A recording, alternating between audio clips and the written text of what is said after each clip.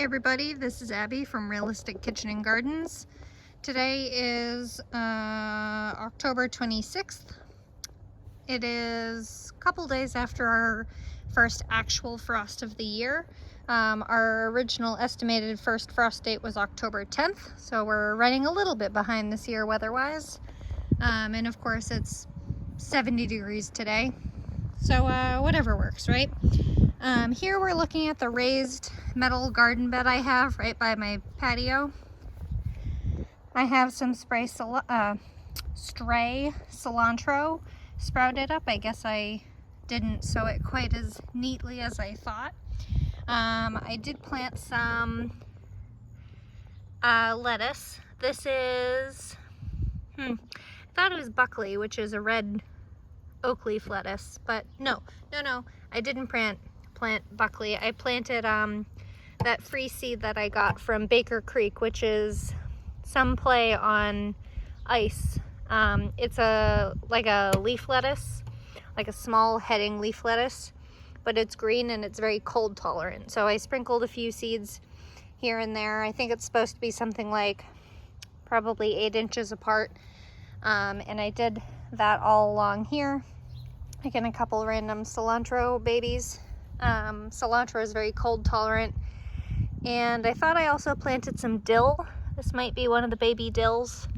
And of course volunteer chamomile. I think that'll get killed off with the frost, with the cold, I'm not really sure. I've actually taken a cutting of this chocolate mint inside to grow it because last year I had some kind of mint in this pot and it actually got killed with the cold, because it's not really insulated and usually it digs down into the ground and can survive the cold, so there's that. Parsley survived that kind of lukewarm frost.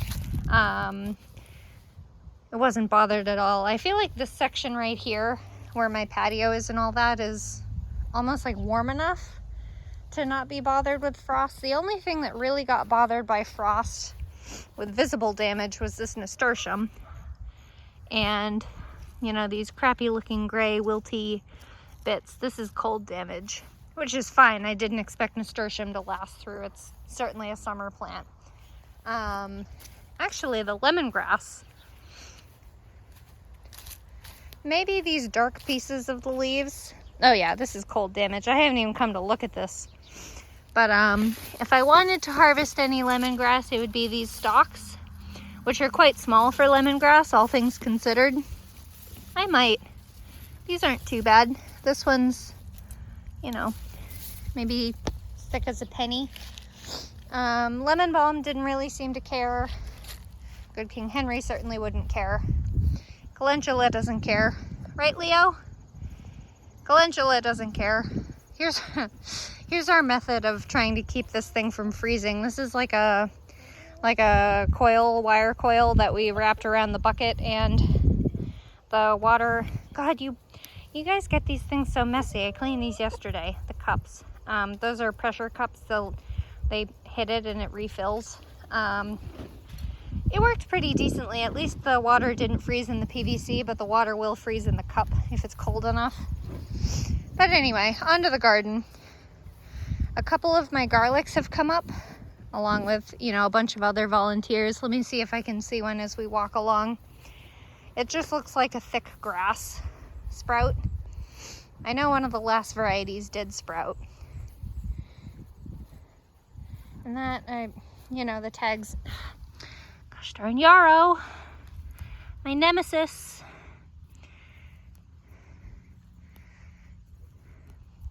Anyway.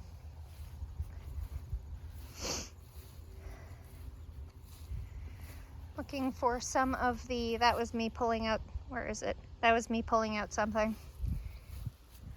Where is it? I know it's along here somewhere. Is it on the very end? Yes, it is. That, my friends, is the first sign of life on a garlic clove. Good stuff. Oh, here's one too under a rock. And that's grass. And that's narrow-leaf plantain. The joy of tilling. That's why so many people don't like tilling, or poo-poo on tilling, because that might be a garlic too. Yeah, that's a garlic. Is that every time you till, you bring up seeds that were buried that didn't get enough light to germinate, but when you till it, it comes to the surface. So, continued proof that cardboard is better than just tilling the top. I mean, this is solid clay. It's both solid clay. I didn't do anything to them. This just had cardboard along it. But this side is doing better. Weirdly, that side farther down is doing even better than this half, but certainly doing way better than this. And everything in here isn't just like behind, it's stunted too. Like there's this weird foliage stuff. Well, this isn't a good example because this is the smaller side, but I'll show you when we go up that side, because that stuff down there is almost close to knee high. Anyway, so here are my transplanted onions. These are overwintering onions. This is Red Spring. I did 1 row of Red Spring on this side and then 2 rows of Highkeeper, which are yellow onions. And I'll be mulching these pretty heavily this winter to try to keep them insulated, to try to keep them from freezing. It may work, it may not. I mean, my climate here in Ohio is 6A, so it might be a little bit too brutal for it to overwinter truly. I finally uncovered the cabbages. You can see this one isn't too bad because it didn't really touch the ground that much, but there's some slug damage. These are really succulent, thick succulent leaves. But this is Red Express cabbage, which isn't, it's starting soon to head up. I mean, that little leaf in there is kind of starting to head. But these are the Green Express cabbages, and they're certainly heading up. The one down the end is a really good one. That's all slug damage. Yeah, that's a decent head. They're small varieties of cabbages, so they won't get nearly as big as some of the other ones you see. There are some people that purposely grow cabbages that get like, shoot, basketball size or bigger. I don't need that much cabbage in one sitting. Here is the Waltham broccoli, the heading broccoli that I have. This one is just throwing off its first head. And there's one that is just, that slug damage, is just too close to this netting that I have for the chickens. And the chickens have actually, they like brassicas, and they've actually eaten the leaves off, but they leave the head. So it's okay. So that's one plant that curled over, and this is another plant that's more upright. This one hasn't thrown a head yet. This one's just starting. This is a good itsy bitsy baby. And those are technically the flowers. This one's just starting a teeny one too, if you can see that. Again, chicken damage. And here's the area that they've been in. I threw a little bit of their litter in here to have them mix it up and trot along it. I need to fix this fence. It's technically it's an electric fence, but I don't have it set up in a good enough way that they can use it as an electric fence. It kind of falls over because these stakes are flexible enough that it just gets knocked over. But going over to this section, these are radishes from eons ago that never flowered but never died off either. Marigolds got frost damage. These flowers are pretty ratty. I don't know what's going on with the foliage. That basil's been dead for a while. That's Thai basil. This is the Genovese basil, and this is cold damage from it too. I mean, this plant was on its last legs anyway, but that's especially cold damage. Petunias apparently don't care about the cold. Bell peppers did okay. I mean, a couple of them had a little bit of cold damage, but it's, you know, it's not their ideal temperature range. I mean, it is now because it's in the 70s, but they're just kind of, they're hanging on. They're not flourishing. This is cold damage. This is a pepper that just fell off in my hand, but both insect and cold damage. It's too bad because this is full of peppers, and I was toying with the idea of covering them up with greenhouse plastic.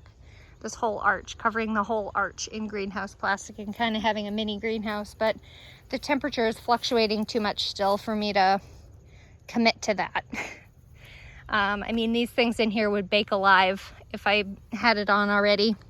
And then these are the Oregon Sugar Snow Peas. These are really big plants. These were volunteer. They, the pods dried and seeded themselves, and these just came up in whatever, whatever method they wanted. I did see a snap pea. I forget where it was. Nice looking snap pea. And then Swiss chard on this side. That's 2 plants. They're both pink. And then this is like an orangey pink. It's definitely orange, isn't it? This was seeded July 20th and transplanted probably 2 weeks ago. These are still like baby leaves, but these are the real adult leaves that are coming up. And then here is like a Licino style dino kale type, getting all its bumpy, wrinkly, crevicey leaves in. And then here's the purple kale, which is more like a curly leaf kale. I haven't harvested any off this. I probably could. It's still so young though. I don't really want to damage it. Ooh, here's a nice head on this sprouting broccoli. It will throw a main head, but the benefit of it is all the little side sprouts. Not that you can really see on this one, but it's throwing a main head. There's another side shoot right there that it's working on. Ooh, look at this nice. It looks almost like Romanesco, doesn't it? Well, with it being so young, it doesn't really look like anything except a head of a something. These are all side shoots coming up. And this one's doing pretty good. This had a number of leaves broken off when I was putting this trellis up. All right. And then on to the last bit. I never did harvest this dill seed. I could still. I mean, it's still in good shape. It's still clustered together, but I harvested all the peppers off this yesterday and posted a picture of it. A couple of the peppers were really damaged and stuff like that. There's a great big hole in it from, will you focus, camera? There you go. There you go. Insect damage. This didn't really get as much cold damage as I expected, but this basil is a good example of cold damage. Basil is certainly a tender summer crop. And then my Brussels sprouts obviously didn't care about the cold. These were pruned a couple weeks ago now, maybe 2 weeks ago. This one is what's called lodging, and this is more because I wasn't really firm about keeping it upright when I started it as a young one, like the kale. But this is Long Island variety, and it's supposed to get, this is supposed to be a 90-day variety. I mean, these ones have all bolted. I should break these off so it can focus on, these are basically all, I may just see what happens to those. They may be looser. That's a decent looking one for now. So Long Island variety, that one's pretty firm actually. There we go. That's a nice firm one. Look at that. Whoops. That does that. That's a nice firm one. So is that one. We'll see how this plant does. This might be a decent one. This is kind of on the schedule. It should be, but these were allegedly supposed to be harvestable starting October 22nd. And then this is hybrid variety Redarling from Gurney. These are supposed to be like 125 to 145 day variety. These I feel like are farther along than the Long Island. They were planted at the same time. These are a little loose. Lots of sprouts on it though. I've been checking out different Brussels sprout varieties for next year. You know, as you have crops come in during their harvest time, you kind of think about, well, do I like how this is growing? This one is a decent, like it's curved, but it's not like that one where half the stem is on the ground and you lose. I mean, all these, I'm gonna call them armpits, could have been like this and had a sprout in it, but because it's so close to the ground, it won't. It naturally kind of prevents itself from being that close to the ground. And I like the purple sprouts, but this is such a long day variety. I mean, these, according to the calculations I have, based on when these were started, this variety allegedly won't be ready until December, which may or may not be true. I feel like they're coming along decently. Some nice high ones. This is where I topped them so that it could focus more on the sprouts than on greens and get taller. Hello, Bumblebee. There's another one. You look skinny. You must be a different species or something. Anyway, attention span. And then this is the end, because the last of it is the old carrot patch and all the carrots are out. Here's my one parsnip. This foliage is softer than I expected it to be. I need to check when this would, in theory, be done. The one of the hundreds of seeds, that's the one that actually rooted, which might be partially my fault and might not be. The seeds were probably about 2 or 3 years old, so that might be a thing. But here are the purple pod snow peas. Little snow pea pod, I don't know. They're supposed to produce purple pods. And actually I kind of sacrificed this area. I mean, you can see the fence here. I sacrificed this area to the chickens. They've obviously eaten a little bit of the foliage, and they've, you know, they scratch around and kick the cardboard around. But I wanted them to be able to get into this compost area and help me break out, well, the wildflower area, to help break it up and kind of bring it back to grass level, if that'll ever happen. But I did want to protect my Brussels sprouts. The Brussels sprouts are kind of the highest value crop to me in here, besides the onions and the cabbages. The cabbages are nice to have, but they're easy to find. Brussels sprouts are hard to find. But next year for Brussels sprouts, I'm definitely going to look for a variety that's early and better. I actually got pelleted seed for next fall's parsnips. Sorry, I couldn't think of the name. Going back to cold hardiness, I always thought of Cosmos as tender summer crops, but apparently not. They apparently don't care whatsoever. So I wonder if you could like spring sow them or winter sow them like around now for next year. I also didn't expect bees to like them as much because I didn't think they were a native flower, but still a good crop for them, huh? One Coreopsis in there compared to the bed that's out front. The borage is there. I haven't really seen that many bees on the borage. I mean, with the Cosmos here, why would they? But I did get a different color Cosmos for next year. I got like a deep pink that looks almost red, like darker than this, darker than that. It's called Rubinato. So we'll see. But anyway, that's right about it. If you like this kind of stuff, please like, comment, and subscribe, and follow along my Facebook page, Realistic Kitchen and Gardens. Bye!